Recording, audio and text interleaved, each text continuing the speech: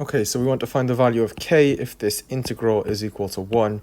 So let's look at this integral. This is the same as, so we have the integral from 0 to infinity of kxe to the minus x dx.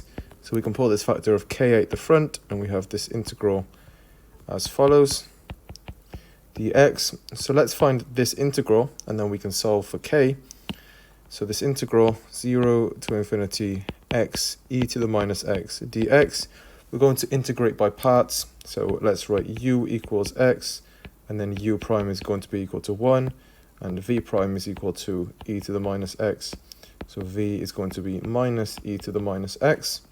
So if we plug this into the integral by parts formula, we get uv, which is minus x e to the minus x, between infinity 0, minus u prime.